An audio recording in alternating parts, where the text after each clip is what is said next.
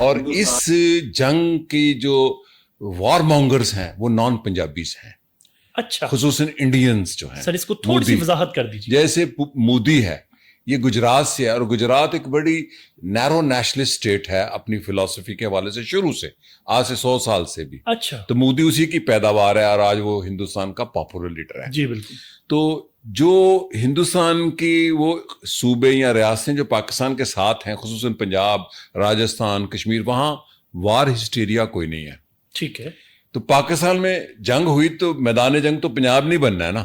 ٹھیک ہے. ہاں جی یہ طے شدہ ہے چونکہ جنگ یہی ہونی ہے. جی جی تو پنجاب کے عوام ادھر کے جیسے وہ رد عمل دے رہے ہیں کہ بجائے وہ بنائے ہم مودی تمہیں دیکھ لیں گے، اڑا رہے ہیں. ہاں وہ کہتے ہیں جی قلعہ میرا ہے، وہ کہتا ہے نہیں جی تیرا ہے. وہ سو یہ ایک کترینہ کیف ہاں کترینہ مانگ رہا ہے، کوئی کچھ دبکا کیا نام ہے ایکٹریس کا، کوئی کہتا ہے میں اتھے روٹی کھانی ہے.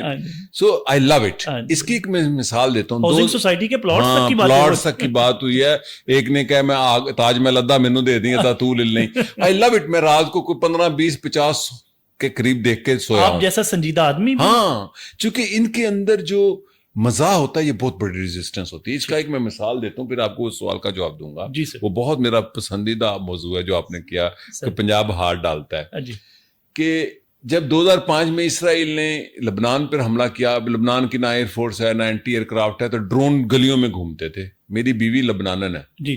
تو یہ کیا کرتے تھے، میں جب واٹس ایپ پہ میسنجر پہ سے وہ ڈرون آتا تھا، یہ لپسٹک لگا کے میک اپ لگا کے سارے لبنانی کڑیاں منڈے بیٹھے برگر کھا رہے، وہ سمجھتے ان کا مورال گر جائے گا، وہ پریشان ہو گئے کہ یہ سیریس ہی نہیں لے رہے. ہاں اسی طرح یہ جو یہ میسج گیا ہے نا ادھر سے اور ادھر کے پنجاب کا بھی. جی جی ادھر کا پنجاب سائلنس ہے، خاموشی ہے. اس کی کیا وجہ؟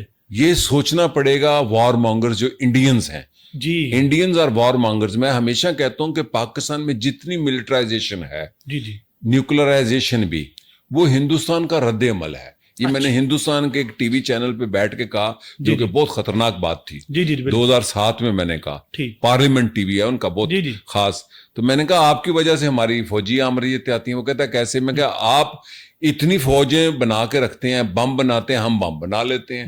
تو ساری ملٹرائزیشن پالیٹکس میں ہو، اسٹیٹ میں ہو یا جنگ لڑنے میں، وہ آپ کی وجہ سے ہے. یعنی بیلنس آف پاور آپ فرما رہے ہیں کہ بیلنس آف پاور وہ خراب کرتے ہیں. ہم وہ کرتے ہیں، یہ بالکل صحیح بات ہے.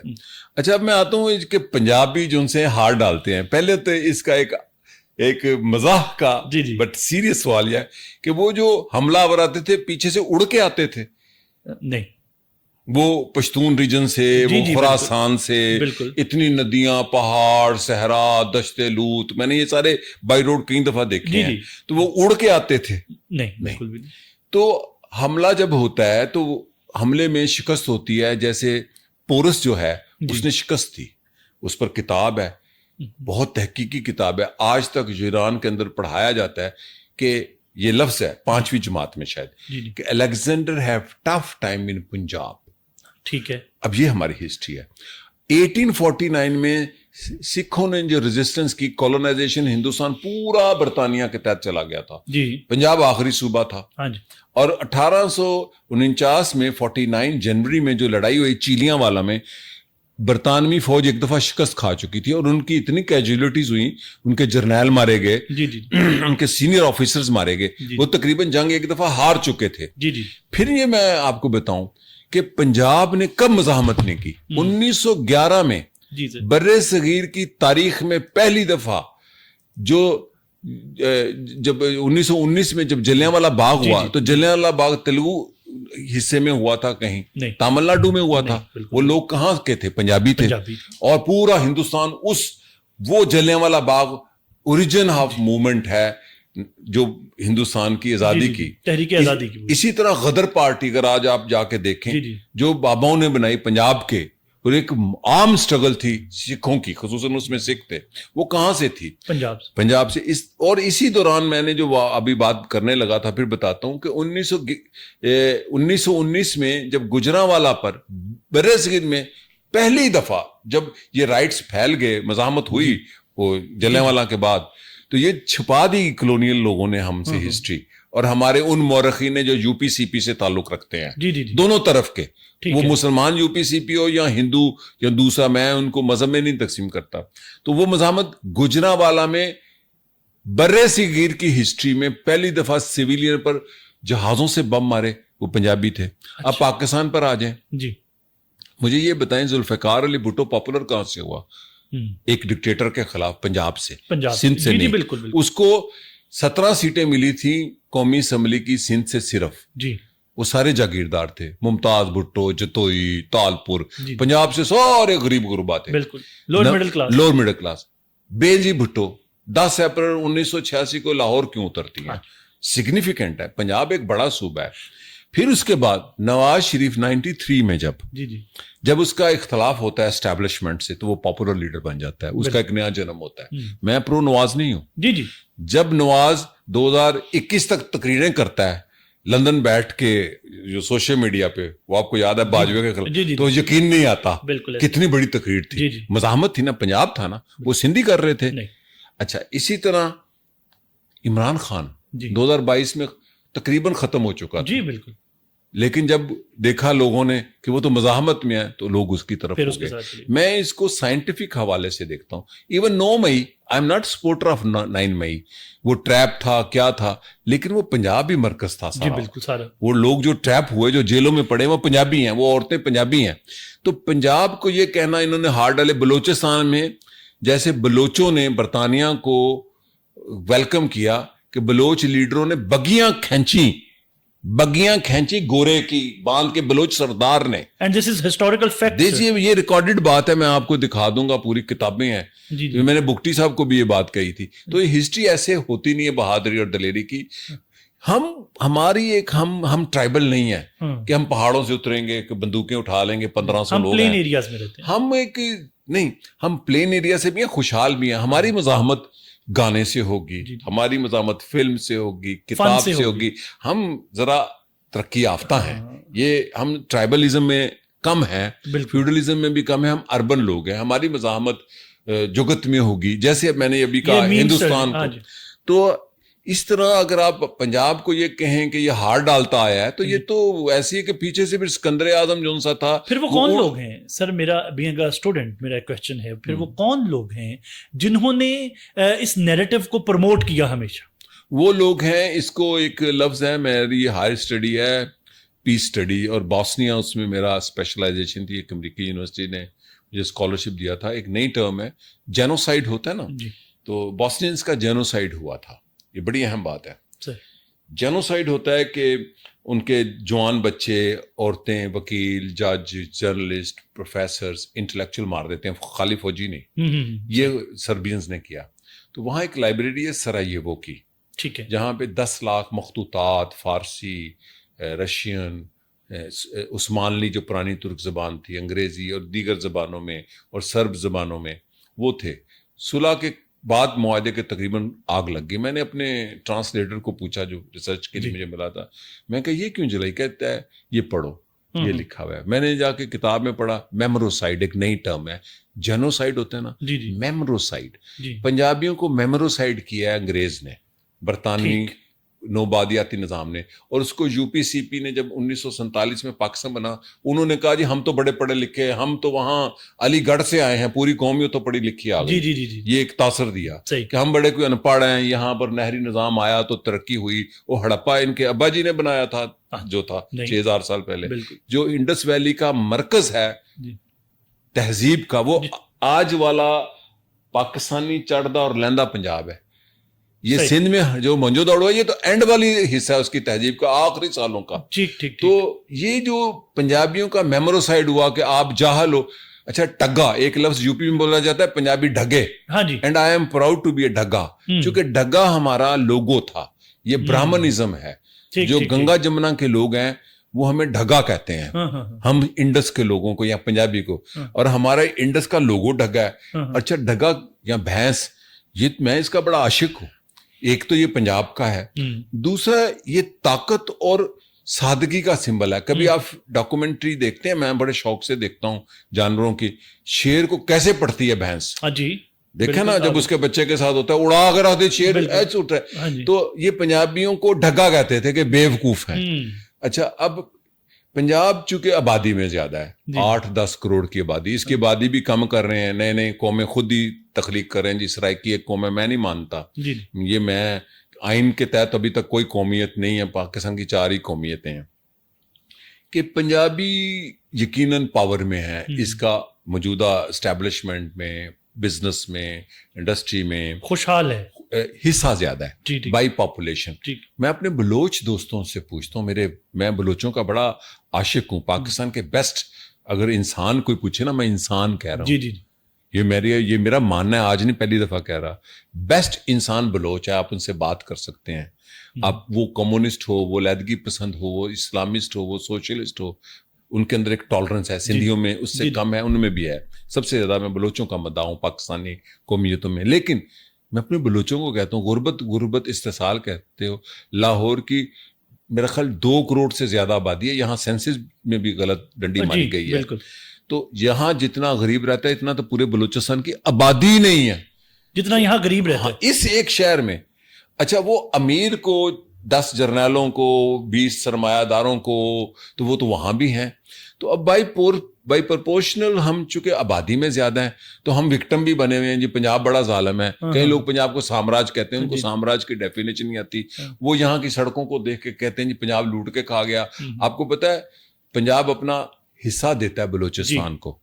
یہ جو نواز شریف کی پہلی گورنمنٹ تھی، اس میں جب ان کا معاہدہ اپنی کولیشن تھی ایک قسم کے بلوچوں کے ساتھ، تو ایسی یہ بالکل ان کو میں کہتا ہوں واٹس اپ علم. یہ آج کل دانشور لگے ہیں جھوٹی سی کہانی. ہاں واٹس اپ ہی ہے. سر واپس اگر ہم انڈو پاک، کیونکہ مجھے اندازہ ہے کہ آپ سے تو گفتگو جب ہوگی تو پھر تو وہ بات نکلے گی تو پھر دور تلک جائے گی.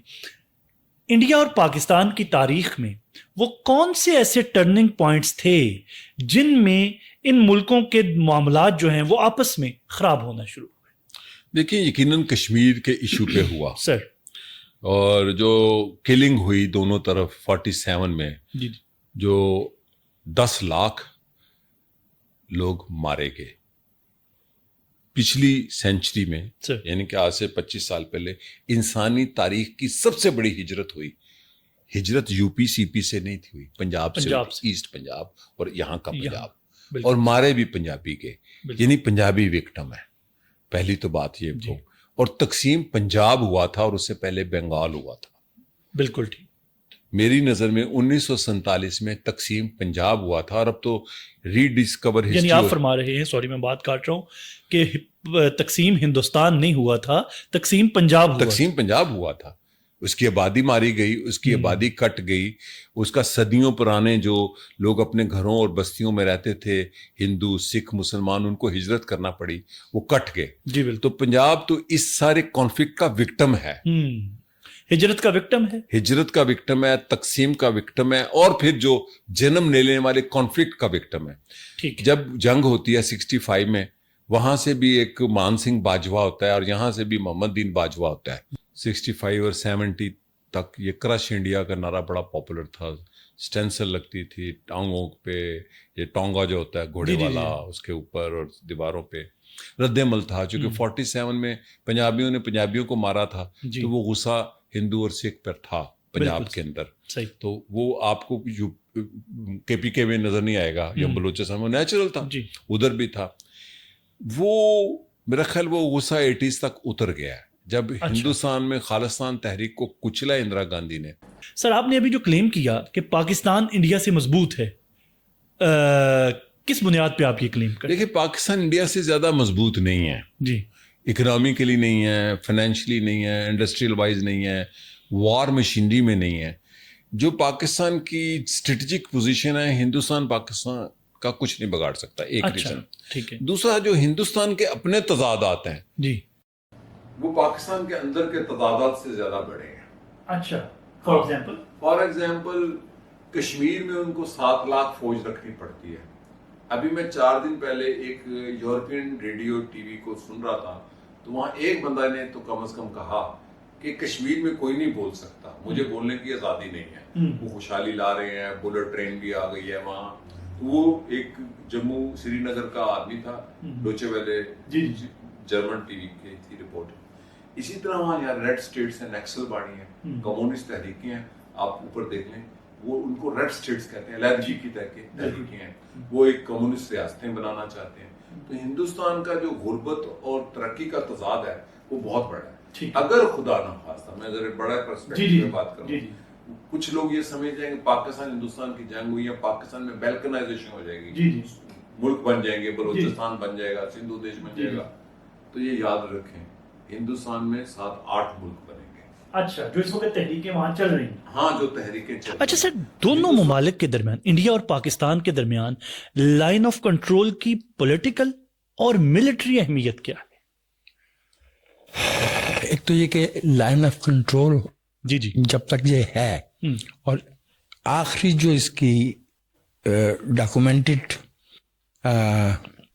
شکل سامنے آئی جی جی وہ تھی جولائی 72 جی جی شملہ ماہی, جی ٹھیک ہے, جس میں ایک تو یہ طے پایا کہ یہ بائی لیٹرل تنازع ہے, ٹھیک ہے, اسے دونوں ممالک باہم گفتگو کر کے طے کریں گے. بالکل ٹھیک. ایک, اور دوسرا یہ کہ یہ جو لائن آف کنٹرول ہے جی جی اس میں اسے جو ہے تسلیم کیا جائے گا جی جی, ڈی فیکٹ, ڈی جیور نہیں. اوکے, کیا ڈفرنس کیا ہے؟ ڈی فیکٹو ہے آن دا گراؤنڈ, اوکے, کہ یہ زمینی حقیقت ہے اس وقت کہ اس خطے پہ اختیار انتظامی, مالی, جی جی آبادی پہ, جی قانونی, جی جی یہ پاکستان کا ہے اور اس پہ انڈیا کا ہے. ٹھیک ہے, اس میں جو ایک بہت اہم بات آ گئی نا ایل او سی کے بعد, جی جی جی وہ یہ کہ 1953 میں جو شیخ عبداللہ کا نہرو صاحب کے ساتھ معاہدہ ہوا, جس کے تحت انڈین آئین میں 370 اور 35A, جی جی جس میں کشمیر کو ایک خصوصی سٹیٹس دیا گیا تھا, جی جی چونکہ وہ 1953 تھا. جی, پاکستان نے 370 اور 35A کو کبھی تسلیم نہیں کیا. اوکے, ٹھیک ہے, ٹھیک ہے, تو دیٹ از وائی کہ جب 5 اگست 2019 کو انڈیا نے اپنے والے کشمیر میں کا وہ سٹیٹس جو انہوں نے اپنے آئین میں طے کیا تھا, آرٹیکل 370 اور 35A, جب وہ انہوں نے ختم کیا تو اس پہ پاکستان کا واویلا اس لحاظ سے انٹرنیشنلی, جسے ہم کہتے ہیں نا, اٹ فیل آن ڈیف ایئرس. جی, اس پہ دنیا نے کوئی رد عمل اس لیے نہیں دیا کہ وہ معاہدہ پاکستان اور انڈیا کے درمیان تھا ہی نہیں. اوکے, تو ہمارے ہاں جو لوگ اس معاہدے کو بنیاد بنا کر انسانی حقوق کی خلاف ورزی اور یہ ساری باتیں کہتے ہیں, وہ چونکہ وہ کوئی باقاعدہ معاہدہ تھا ہی نہیں تو اس لیے وہ سب بیجا ہے. آپ 370 اور 35A کی بات کر رہے ہیں, جی وہ بیجا ہے, چونکہ پاکستان اس میں فریق نہیں تھا. ٹھیک, ایک, اور دوسرا میں آپ سے دوسری بات عرض کرتا ہوں, اس میں کچھ تاریخی حقائق ہیں جنہیں ہم بھول جاتے ہیں. دیکھیے, ہندوستان میں 565 نیم خود مختار ریاستیں تھیں. ٹھیک, برطانیہ جب ہندوستان کو 2 حصوں میں تقسیم کر کے رخصت ہوا ہے, جی, تو ان ریاستوں کو یہ اختیار دیا گیا کہ آپ ان پاکستان اور انڈیا میں سے جس کے ساتھ چاہیں الحاق کرنا چاہیں آپ کر لیں, کر لیجیے. ٹھیک ہے, ٹھیک ہے, صرف اس میں جو شرط تھی وہ یہ تھی کہ کنٹیگوٹی ہونی چاہیے. ٹھیک ہے, کنٹیگوٹی کا مطلب ہوتا ہے جغرافیائی اتصال. ٹھیک ہے, یعنی آپ کے ساتھ ان کی زمین جو ہے وہ جڑتی ہو. جیسے بہاولپور, جی جی جی جی, جیسے خیر پور کی ریاست, جی بالکل, سوات کی ریاست, اب یہ پاکستان کے ساتھ کنٹیگول تھی. جی, ہمارے جو اس وقت کی قیادت تھی उन्होंने 3 रियासतों पे जी जी मामला खड़ा कर दिया। ठीक है। जूनागढ़ जी हैदराबाद जी और कश्मीर। ठीक है। और 1 से ज्यादा गवाहियां हैं। पटेल साहब का इंतकाल 1950 में हुआ। ठीक है। उन्होंने लियाकत अली खान साहब से कहा कि आप कश्मीर ले लीजिए। अच्छा। गवाही किसकी है? सरदार शौकत आजाद। ठीक है। Cabinet member.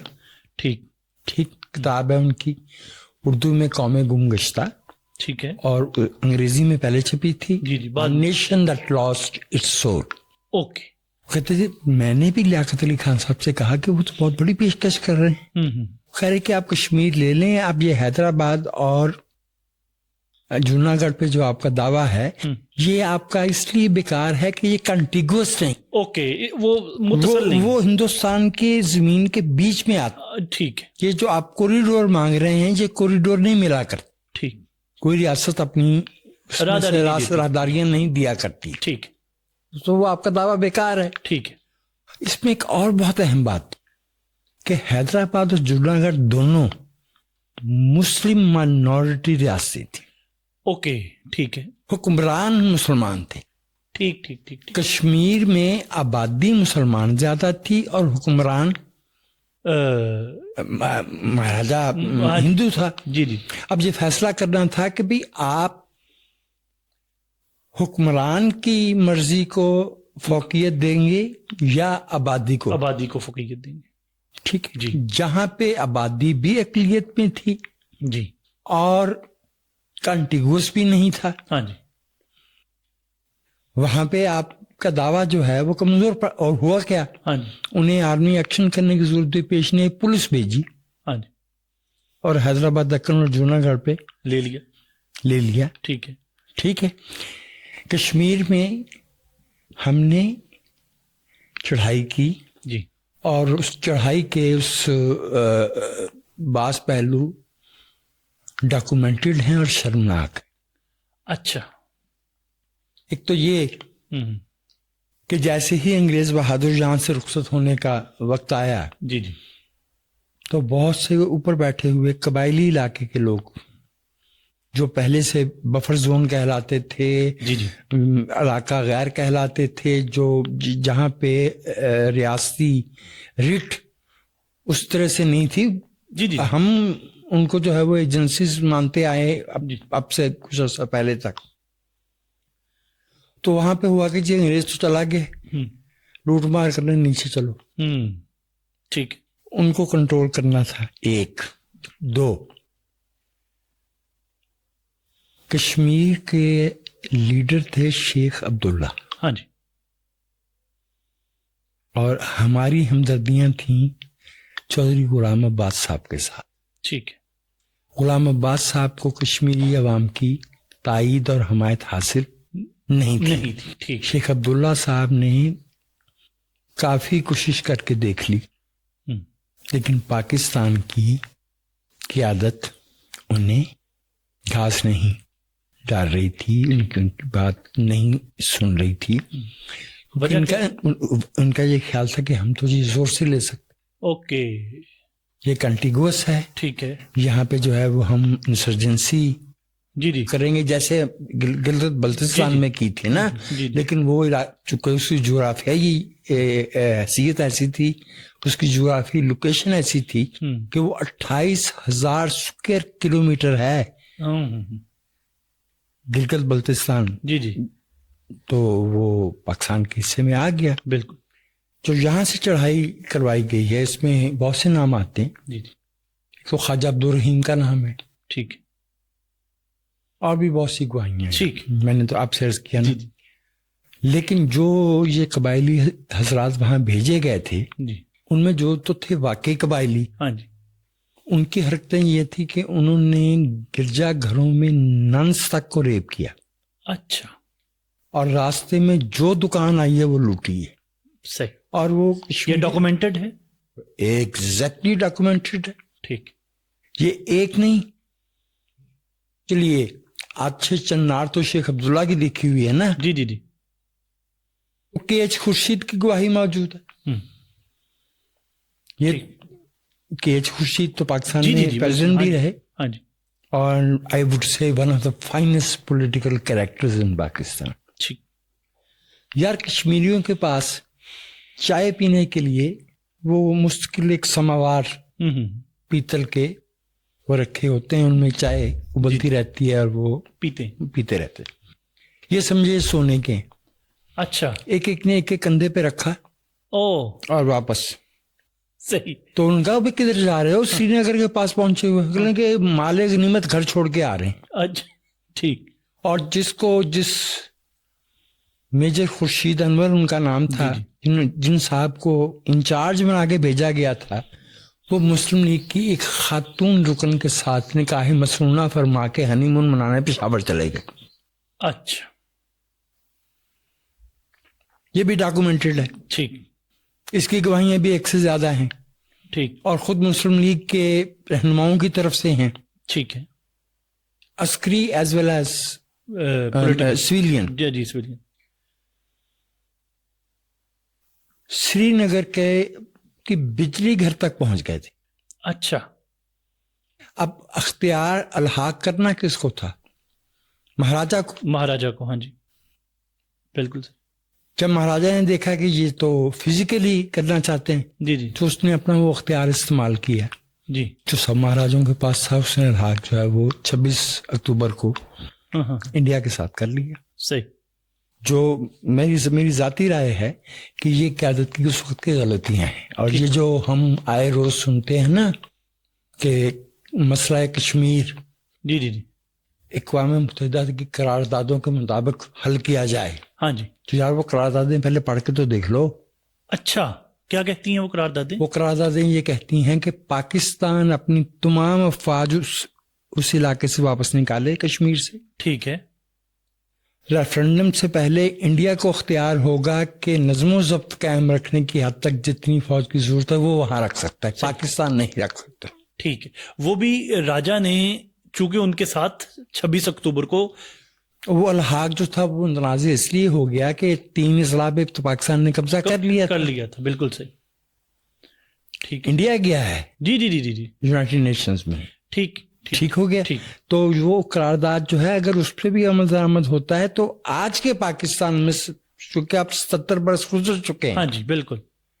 تو زمینی حقیقت یہ ہے کہ کشمیری دونوں حصوں کے اب وہ اس پہ نہیں آمادہ ہوں گے. وقت گزر گیا. بالکل صحیح. وہ وقت گزر گیا. اب وہ اپنی انڈیپینڈنٹ اسٹیٹ چاہیں گے. بالکل صحیح. گفتگو کو آگے بڑھاتے ہیں پلیز. انڈیا نے 6, 7 اور 8 مئی کو پاکستان پر جو اٹیک کیا ابھی ریسنٹلی, اس کے دونوں ملکوں کے درمیان تعلقات پر اور اس پورے خطے پر آپ کیا اثرات دیکھتے ہیں آئندہ آنے والے برسوں میں؟ جو عالمی تنازعات جسے ہم ہاٹ کانفلکٹ کہتے ہیں اگر ان کے تناسب میں دیکھا جائے تو جو کچھ یہاں ہوا ہے اسے جنگ نہیں کہیں گے. یہ ایک انسیڈنٹ. اچھا. جھڑپ. آپ جنگ کس کو کہتے ہیں؟ عرض کر دوں سر. جنگ جو ہے نا وہ یورپ نے 2 دفعہ دیکھی ہے. ٹھیک ہے. جنگ جو ہے نا وہ افغانستان نہیں دیکھی. یعنی اس کا مطلب آپ 65 کو بھی جنگ نہیں سمجھتے؟ سرحدی جھڑپیں ہیں بھائی. آپ پاکستان کہیں سے بھی 350 کلومیٹر سے زیادہ چوڑا نہیں ہے. ٹھیک ہے. لاہور ہے, سیالکوٹ ہے, جو سارے سرحدی علاقے ہیں. ٹھیک ہے. اور سویلین پاپولیشن پہ دونوں ملکوں نے طے کر کے سویلین پاپولیشن پہ بمباری نہیں ہوئی, 65 میں بھی نہیں ہوئی. یعنی آپ کے نزدیک 65 بھی جنگ کی ڈیفینیشن کے مطابق جنگ؟ ارے بھائی جو 1971 میں ایسٹ پاکستان میں ہوا اس سے اندرا گاندھی نے معلوم ہے کیا کہا تھا؟ جب اس سے کہا گیا نا کہ وہ ان کو فیلڈ مارشل مانگ شاہ کو ایکسٹینشن دی جائے تو انہوں نے کہا کہ he was paid for this work and as far as the incidents in erstwhile East Pakistan are concerned, it was a small operation. Only operation. Operation. Okay. जिन लोगों ने जानना हो कि जंग क्या होती है, उनको सिर्फ जो है ना, वो कभी ड्रेसडन की जर्मनी का शहर है, जी जी जी, कोवेंट्री की, जी जी सर, मेरे उनको स्टालिनग्राड दिखाइएगा, उनको जरा पता चले कि 2,70,00,000 शहरी रशिया के, सोवियत यूनियन के, सिर्फ सोवियत यूनियन के 2,70,00,000 2,70,00,000 रशियन कैजुअलिटीज हैं सेकंड वार में। ठीक। फर्स्ट वार में, हालांकि फर्स्ट वार में टैंक थे ही नहीं जी, एयरफोर्स थी ही नहीं, ठीक है, आर्टिलरी थी और इन्फेंट्री थी जी जी, और ये बहुत ही इब्तदाई किस्म के टैंक, और वो भी दौरान जंग इस्तेमाल में आना शुरू हुए थे। जी जी। उसके बावजूद 2 करोड़ में बात है कि जो वाकया हुआ है। अच्छा, अगर मैं वजाहत मसूद साहब से ये पूछूं, बहुत से स्टूडेंट्स भी हमें देख रहे हैं, वजाहत साहब से अगर मैं पूछूं कि सर आपके नजदीक जंग क्या है? देखिए, पहली बात तो ये कि मैं जंग को ग्लोरीफाई नहीं करता, नहीं, मैं पैसिफिस्ट हूँ। हम तो डेफिनेशन ठीक कर, डेफिनेशन जो है ना, वो तो ये होता है कि भाई 2 ममालिक जो है जी, वो अपनी अफवाज जो है वो एक दूसरे के पे कब्जे के लिए और एक दूसरे को तबाह करने के लिए झोंक देते हैं। ठीक है। ये जो रेस्ट्रेंट के साथ जी जी, कुछ मनवाने के लिए, कुछ दबाव डालने के, जैसे यहाँ हुआ है, ये अभी पहलगाम वाकया, और फिर पहलगाम वाकया हुआ है, इंडिया एविडेंस तो नहीं दे सका। हाँ जी, हैरानकुन बात है। हाँ जी, बिल्कुल। अभी और यानी ये इससे पहले वाले बहुत से मामलात से ये बहुत ज्यादा कमजोर केस था। ये पार्लियामेंट पे 2002 वाले अटैक से बहुत कमजोर केस था। ठीक है। ये श्रीनगर की पार्लियामेंट पे अटैक से बहुत कमजोर केस था। ठीक है। ये पुलवामा या उड़ी से बहुत कमजोर केस था। ये पठानकोट से बहुत कमजोर केस था। ठीक है। उस पर इतना बड़ा रद्द-ए-अमल देना, उसकी शायद वजह जो मैं समझ पाया हूँ वो ये है कि वो the past 6 or 8 years India ने जो इकोनॉमिक ग्रोथ, उनकी ग्रोथ हुई है जीडीपी में भी और उनके फॉरेन एक्सचेंज में भी, और जो उनका फौजी बजट जो है जी जी वो बढ़ के 83-84 अरब डॉलर पे जा पहुंचा। तो वो इस रौनक में आ गए। सही। ये प्रोजेक्शन थी एक ईगो की।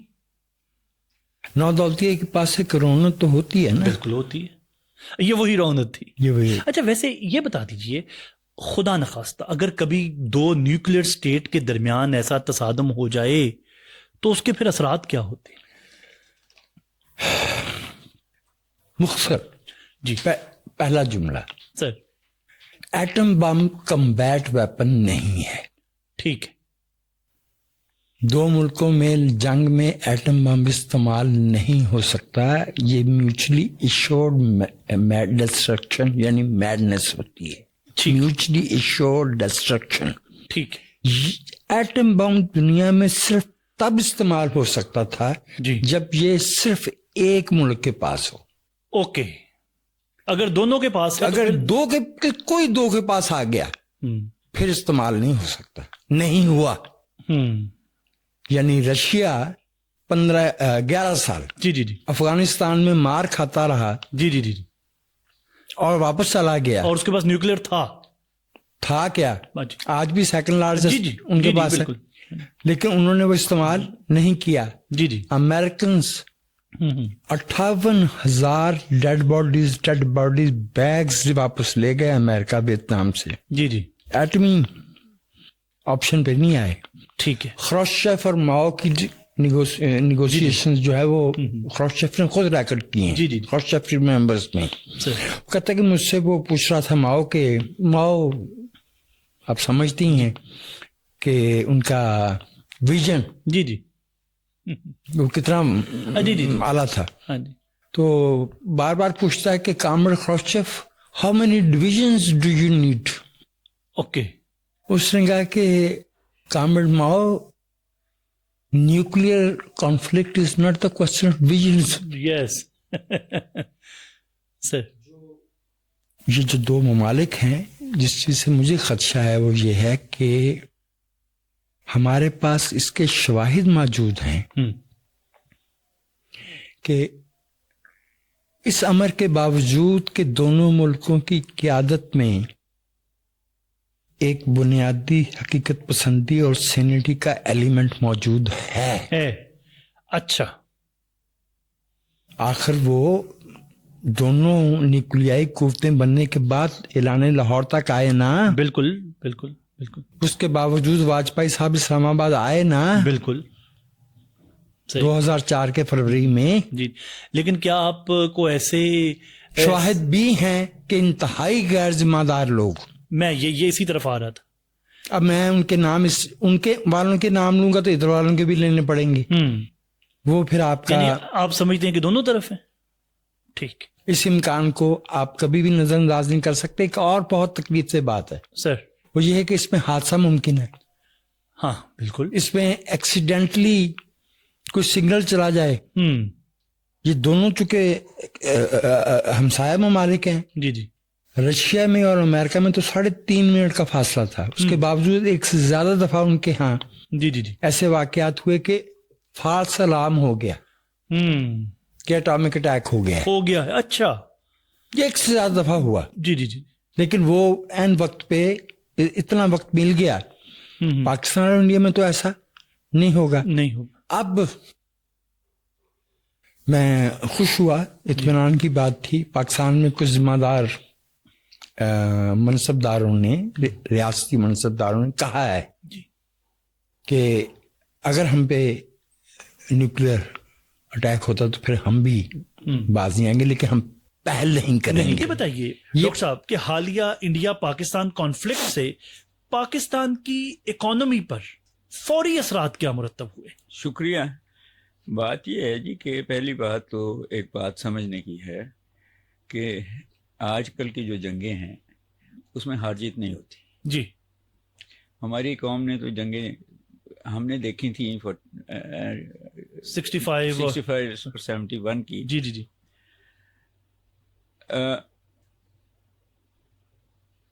अभी तो उनसे पूछिए कश्मीर में जो 40 लोग शहीद हुए हैं, उनसे पूछिए उन माओं से जिनके बच्चे शहीद हुए हैं।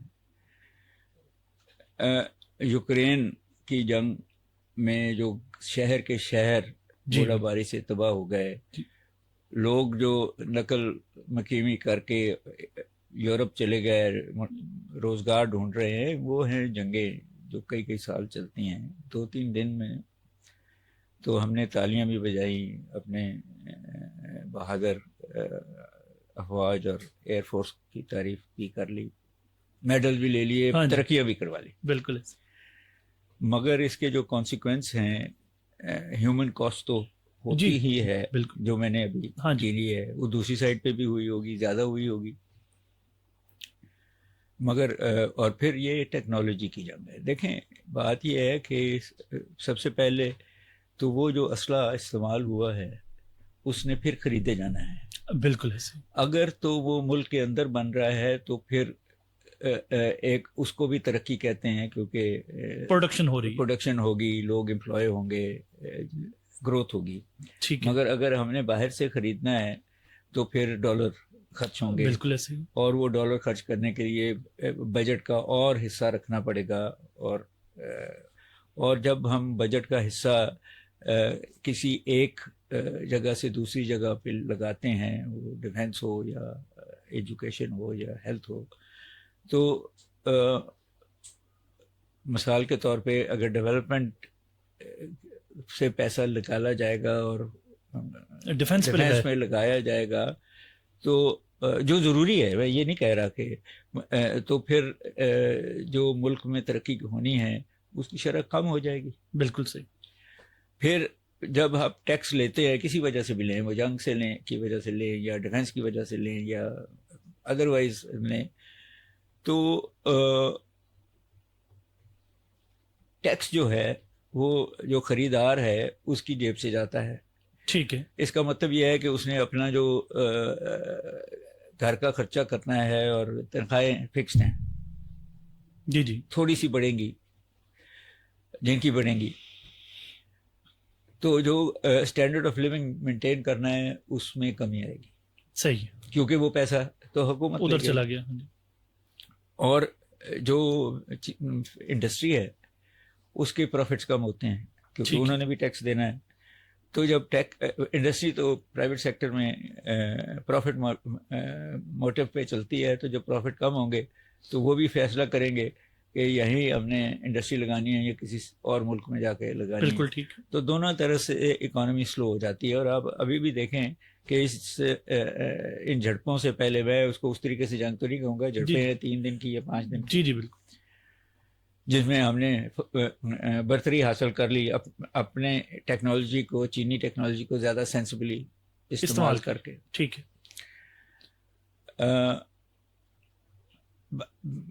بات یہ ہے کہ عام آدمی جو ہے ابھی تو ہم سب سینے پہ خوشی کے ہاتھ مار رہے ہیں, مگر جب یہ ٹیکس لگیں گے 10% لگیں گے, جی بہت لگیں گے, وہ صرف جنگ کی وجہ سے نہیں لگیں گے, ہاں جی مگر لگیں گے. ٹھیک ہے.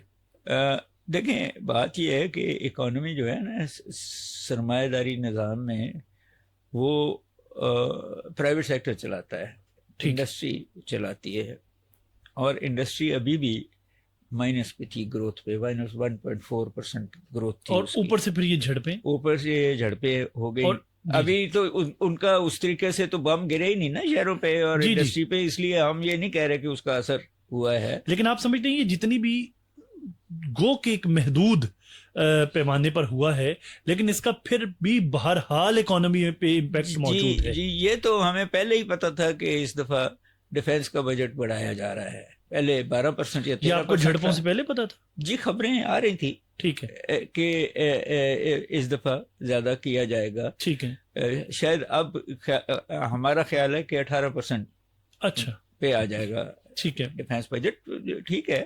ہمیں جب ٹیررزم بھی ہے اور کورٹ آپریشنز بھی ہے اور ٹیکنالوجی کو اس لیول پہ بھی رکھنا ہے, اور حالانکہ ہمیں جو ٹیکنالوجی ہوگی وہ چینی ہے. سر یہ ساری باتیں آپ کی درست ہیں, بڑی آپ نے اچھے طریقے سے ہمیں سمجھا دیا.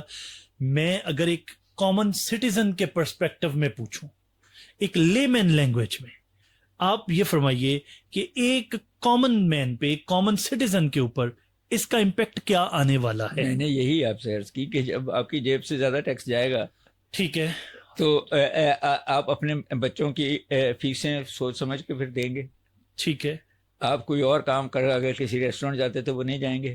ٹھیک ہے. And such fourth. اگر میں مڈل کلاس کی بات یعنی مہنگائی کی ایک لہر آنے والی, اور وہ ویسے ہی آنی تھی.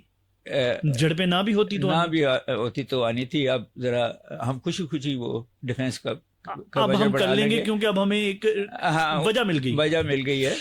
اس پورے کانفلکٹ کو جو 6 مئی سے 10 مئی تک جاری رہا 2025 میں, یہ میں 2025 اس لیے کہہ رہا ہوں کہ آئندہ آنے والے ویورز جب دیکھیں گے تو وہ ان کو کلیئر ہو جائے. انٹرنیشنل ریلیشنز کے استاد کے طور پر آپ اس سارے حملے کو کیسے دیکھتے ہیں؟ دیکھیں, جب بھی انڈین کو یہ احساس ہوا ہے کہ ہم پاکستان سے وار کریں گے اور ہم جیت جائیں گے, جی وہ ہمیشہ اٹیک کرتا ہے. بالکل سے. اور ہر دفعہ وہ منہ کی کھاتا ہے. ہاں جی. اس دفعہ بھی ان کو ایک اندازہ تھا. ہاں جی. دیکھیں کہ خاص موقع وہ ڈھونڈتے ہیں, خاص طور پہ جب بھی ان کے الیکشنز ہوتے ہیں. ہاں جی. ابھی بہار کے الیکشن آنے والے ہیں. ہاں. ان کا خیال تھا کہ اگر ہم کوئی ایسا اسٹرائک کر دیں پاکستان پہ جس کا پاکستان آگے سے جواب نہ دے سکے, تو ہم کہیں گے ہم نے جنگ جیت لی اور ہم الیکشن بھی جیت جائیں گے. بالکل سے. اس وقت ان کا خیال تھا کہ تھوڑی سی یہاں پہ پولیٹیکل سینیریو جو چل رہا ہے, جو ٹینشن چل رہی ہے, ان حالات میں شاید ایز اے نیشن ہی اکٹھے نہ ہو سکیں. There is a divide within the nation. جی جی. تو بکھری ہوئی قوم ہمارا کیا مقابلہ کرے گی. ایک یہ ان کا خاص تھا. دوسرا ان کا خیال تھا کہ الیکشن آ رہے ہیں, بہار میں بھی اسٹرائک کریں گے, کاؤنٹر اسٹرائک ہونی کوئی نہیں وہاں سے, ہم جیت جائیں گے الیکشن. میں کریڈٹ دیتا ہوں پوری نیشن کو, جس طرح متحد ہو کے نوجوانوں کو کریڈٹ دیتا ہوں, جس طرح متحد ہو کے اسٹوڈنٹس کو کریڈٹ دیتا ہوں, میں میڈیا کے لوگوں کو کریڈٹ دیتا ہوں. ایز اے نیشن پاکستان پہلی دفعہ کھڑا ہوا ہے. ہم ہمیشہ یہ بات کرتے ہیں کہ crowd of people living together yet to be converted into a nation. میرا خیال ان 4 دن کی جنگ نے ہمیں ایز اے نیشن کھڑا کر دیا ہے. بالکل. اور ایک ایسی سیسا پلائی ہوئی دیوار بن کے ان کے سامنے کھڑے ہوئے ہیں کہ دشمن حیران رہ گیا کہ یہ کیسی قوم ہے. یعنی آپ فرما رہے ہیں کہ ہم اصل میں بنیان مرصوص کی عملی تفسیر تھے, جو ہم نے کر کے دکھا دیا, جو ہم نے کر کے دکھا دیا. اور یہ لیسن ہمیشہ ہمیشہ کے لیے وہ یاد رکھیں گے. بالکل. وہ بار بار کہتا ہے کہ ہم نے پاس لیا ہے, یہ ہمارا آپریشن سندھور ابھی ہاں جی. ختم نہیں ہوا. ہاں جی. اگر ختم نہیں ہوا تو کرے اٹیک. ہاں جی. یہاں تو لوگ تیار بیٹھے ہوئے ہیں. بالکل. میں بڑا حیران ہوں, اور میرا خیال ہے آپ بھی بڑے خوش ہوں گے حیرانگی کے ساتھ ساتھ, اور انٹرنیشنل لیول پہ بھی بڑے حیران ہوئے. پاکستان نے اس جنگ کو سیریس ہی نہیں لیا. ہم نے جو میمز بنائی ہیں, ہم نے ان کا جوک بنایا, ہم نے کو بڑے ریلیکس تھے. مجھے یاد ہے ایک دفعہ ڈرون آیا تو لوگ اپنی کلاشن کو ڈرون گرانے کی کوشش کر رہے تھے.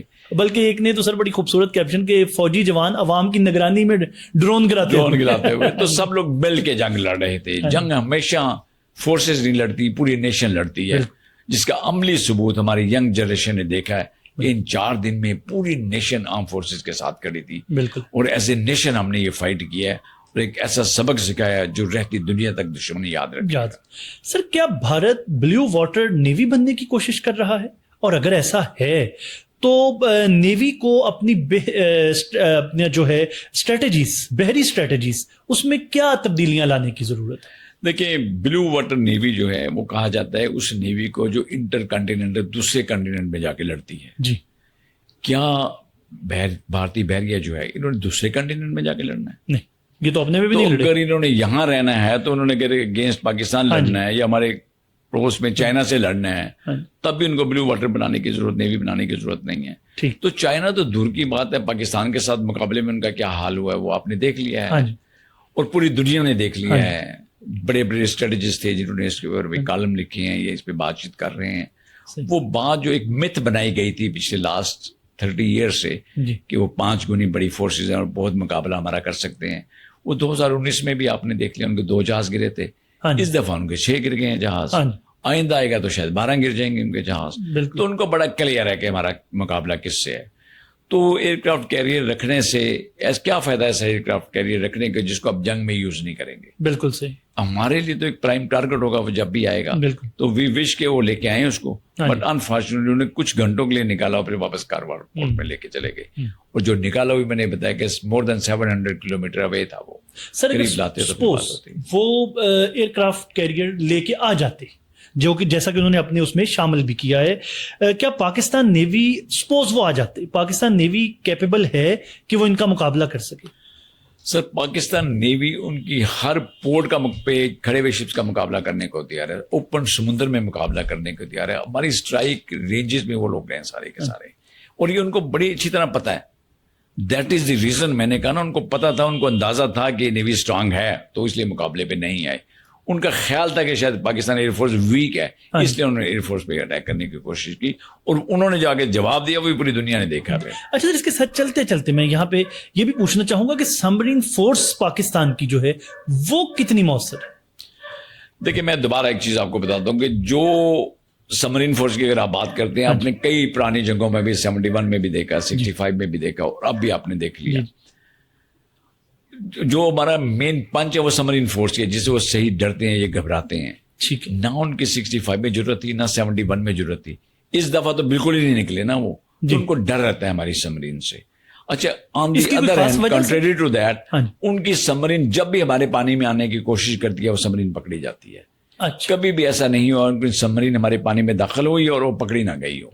وہ کئی دفعہ ہم نے پکڑنے کے بعد میڈیا کو دکھایا ہے, ہمارے ISPR نے باقاعدہ ٹی وی پہ دکھایا کہ ہم نے ان کی سبمرین پکڑ لی ہے. یہ پھر ہم نے اس کو سرفیس بھی کروایا, سرفیس پہ لا کے دکھایا, بھائی جب بھی وہ آیا یہ پکڑی گئی ہے.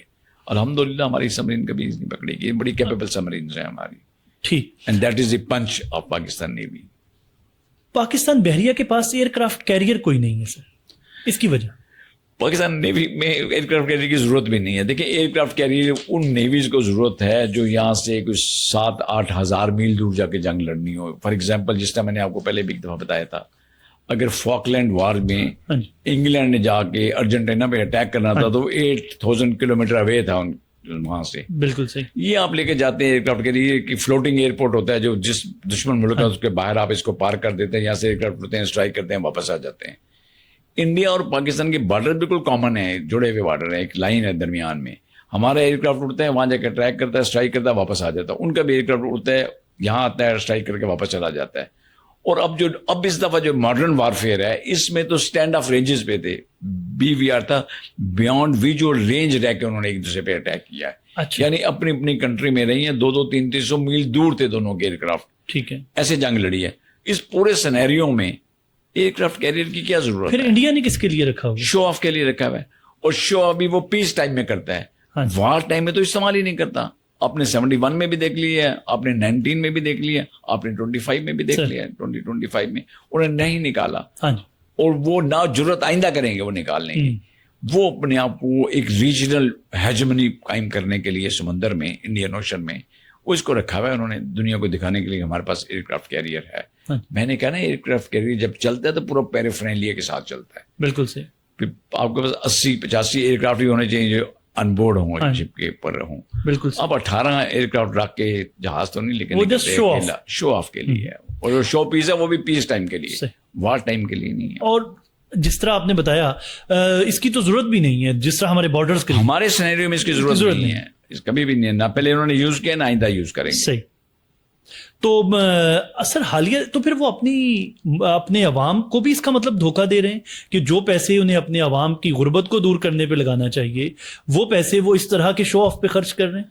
وہ میں خالی اس سے زیادہ پیسے اپنے میڈیا پہ خرچ کرنے کی ان کو ضرورت ہے. میڈیا کو تھوڑا سینسیبل کریں. ان کا میڈیا تو پاکستان کو پورا دیکھیں, اسلام آباد تباہ کر دیا انہوں نے, لاہور تباہ کر دیا انہوں نے, کراچی آدھا تباہ کر دیا. اس طرح کی خبریں چلا کے اپنی عوام کو بیوقوف بناتے رہے وہ سارا. آج بھی وہ اپنے جب بہار میں جا کے اسپیچز کرتے ہیں تو یہی بتاتے ہیں کہ سندھور آپریشن ختم نہیں ہوا, ابھی ہم دوبارہ کرنے جا رہے ہیں, بس ووٹ ہمیں دے دیں. اگر آپ نے ساری وار از اے سیریس گیم, اس میں دنیا بچے مرتے ہیں آپ کے, تو آپ جا کے الیکشن جیتنے کے لیے اگر یہ حرکتیں کر رہے ہیں یا فالس فلیگ آپریشنز کر رہے ہیں, جعلی مقابلے کروا رہے ہیں, اس سے کیا حاصل کریں گے؟ بالکل. تو سر اگر ہم یہ کہیں کہ یہ سارا کچھ ایک نو دولتیے کا شو آف تھا تو یہ غلط تو نہیں ہوگا؟ اس سے زیادہ دیکھیں وہاں پہ بہت ساری پولیٹیکل پارٹیز ہیں. ایک ایسی پارٹی کے ہاتھ میں آج کل کمانڈ ہے وہاں پہ, یا ایسا گروپ ہے جو RSS ہے وہاں پہ, جو فنیٹک ہے. ٹھیک, وہ کہتے ہیں نا آپے سے باہر ہونا, وہ اس طرح کی, جیسے پنجابی میں ہم یہ کہیں گے اوقاتوں باہر ہونا, اوقات سے باہر ہونا. وہ مسلمانوں کے بھی خلاف کر رہے ہیں, وہ عیسائیوں کے خلاف بھی لگ رہے ہیں, وہ سکھوں کے بھی اگینسٹ ہیں, وہ ڈفرینٹ کنٹریز میں جا کے ٹیررزم کر رہے ہیں. وہ پاکستان کے ساتھ بھی کوشش کرتے رہتے ہیں کرنے کی, اپنی عوام کو بیوقوف بنا کے صرف ووٹ لینے کے لیے, ووٹوں کی خاطر وہ کیا کچھ نہیں کر رہے. وہ پوری دنیا دیکھ رہی ہے اس کو, صرف پاکستان. اچھا سر, اس سے ایک ضمناً بات, چونکہ انٹرنیشنل ریلیشنز بھی آپ کا سبجیکٹ ہے, انڈین پنجاب کہاں تھا اس سارے سینیریو میں؟ انڈین پنجاب کس طرف کھڑا تھا؟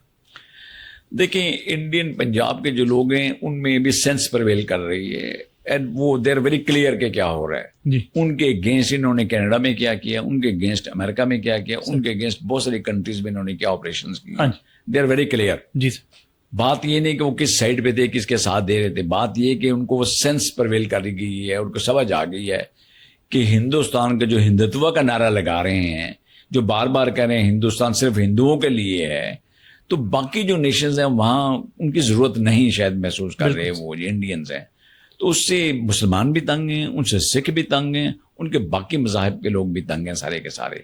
بیکاز میں نے کہا نا RSS کا جو ایلیمنٹ ہے, فنیٹک لوگ ہیں یہ ایک جو گریٹر انڈیا کی بات کرتے ہیں, یہ ہندتوا کی جو بات کرتے ہیں, جو نعرہ لگاتے ہیں, تو اس سوائے ہندوؤں کو کسی اور قوم کو وہاں رہنے نہیں دینا چاہتے.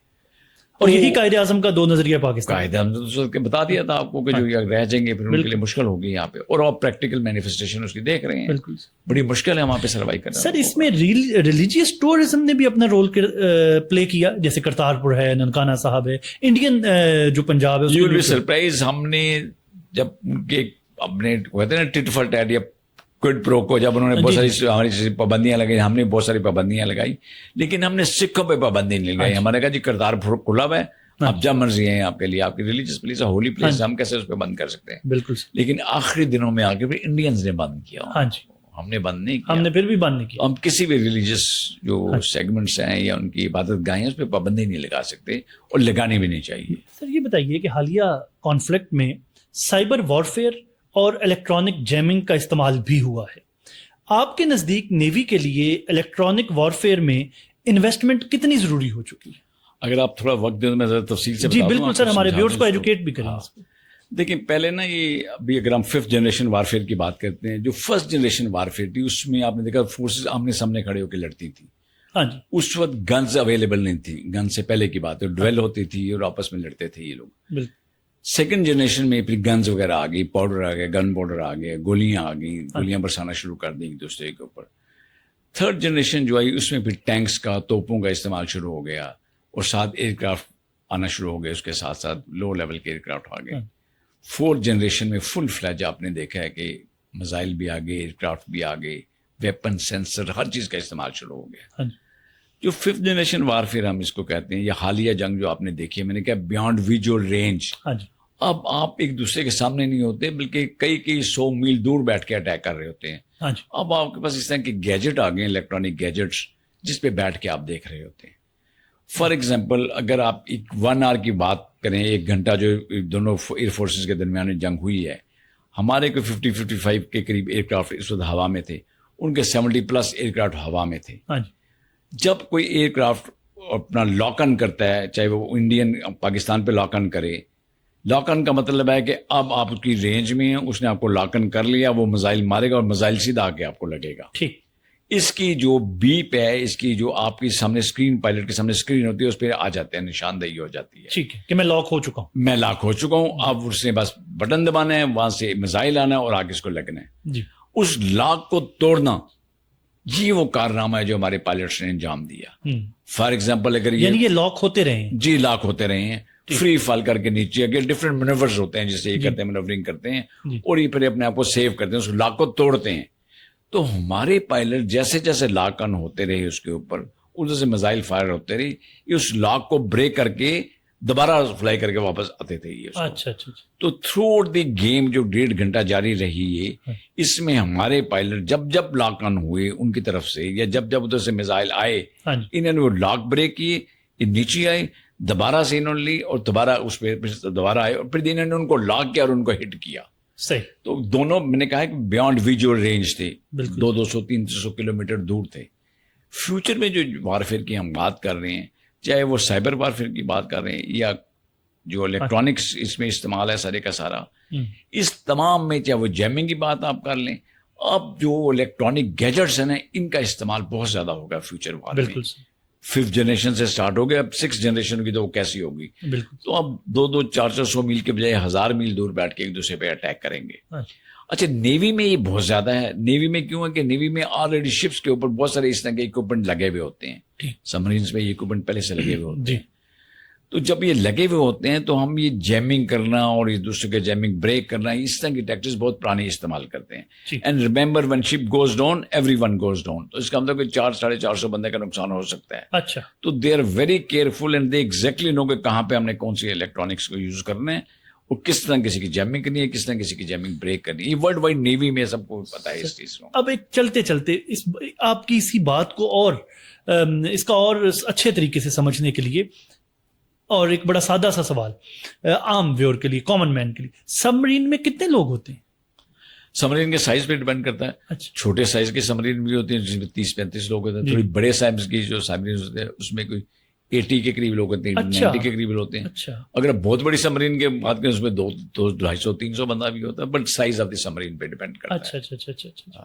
بٹ ریمبر جو سبمرینز ہوتی ہے وہ انڈر واٹر ہوتی ہے. جی میں سم ٹائم سمندر کی تہہ میں بیٹھی ہوتی ہے. اچھا. اور جب سمجھ لیں کہ جب دن ہوتا ہے تو وائٹ لائٹ جل رہی ہوتی ہے، جب ریڈ لائٹ جل رہی ہے تو رات ہو جاتی ہے. تو ان کو دن رات کا نہیں پتا ہوتا ہے.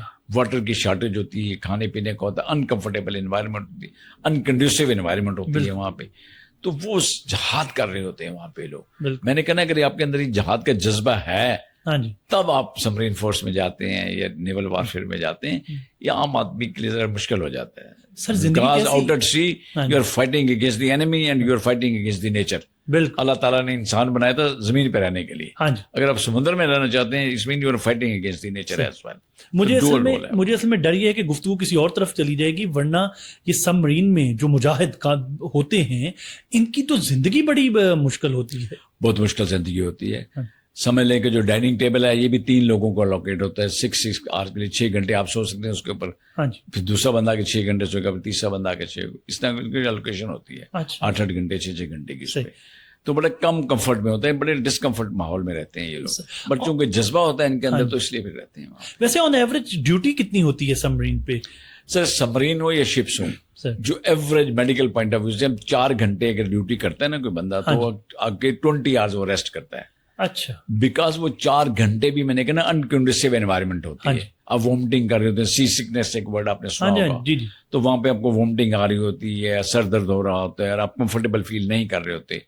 इन तमाम चीजों के बावजूद आप शिप चला रहे होते हैं, ये सबमरीन चला रहे होते हैं, तो आपको सी सिकनेस होती है बहुत ज्यादा वहां पे। सर वापस आ जाते हैं, इलेक्ट्रॉनिक वॉरफेयर में इन्वेस्टमेंट कितनी जरूरी हो चुकी है? सर जितनी रिक्वायर्ड है अल्हम्दुलिल्लाह, जो फाइनेंस मिनिस्ट्री है हमारी, वो हमारी रिक्वायरमेंट्स पूरी करते हैं। यही तो As and when required। एक दूसरा पॉइंट ऑफ व्यू भी तो इस पे है ना सर, कि सारा बजट तो आप ले जाते हैं जी। एक एजुकेशन सफर वो कहते हैं, दूसरा पॉइंट ऑफ व्यू वो कहते हैं एजुकेशन सफर होती है, हेल्थ कंप्रोमाइज होती है, उसके बाद डेवलपमेंट फंड जो हैं वो इग्नोर होते हैं, सारा हमारा बजट तो फोर्सेस लेके चली जाती है। क्या ये जस्टिफाइड है? ये एक मिथ है जिसको मेरे ख्याल क्लियर करने की जरूरत है। पाकिस्तान का जो मेजर बजट है वो at any given point in time आप जाके चेक कर सकते हैं, वो जो सर्कुलर डेट है उसकी नजर हो जाता है। यानी हम जो कर्जे लिए हुए हैं उनकी जो किस्त देनी होती है, सबसे ज्यादा पैसा उस पर एलोकेट होता है हमारा हर साल।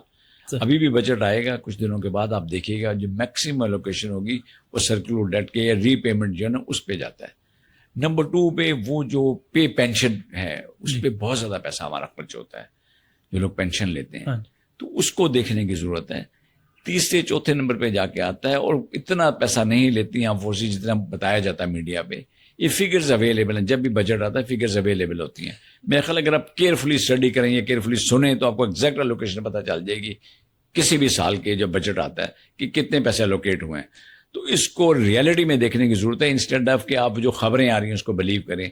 वो खबरें जिनका पता ही नहीं किसने ड्राफ्ट किया और किसने उसको सोशल मीडिया पे अपलोड किया है। सर ऐसा तो नहीं कि हम लोन लेकर भी तो अपने डिफेंस पे ही, जो लोन आपने कहा कि हम रीपे करते हैं, तो वो अपने डिफेंस पे ही हम लगा रहे हैं? नहीं, ऐसा नहीं। जब भी आप किसी कंट्री से लोन लेते हैं तो उसके साथ शराइत होती है। हाँ।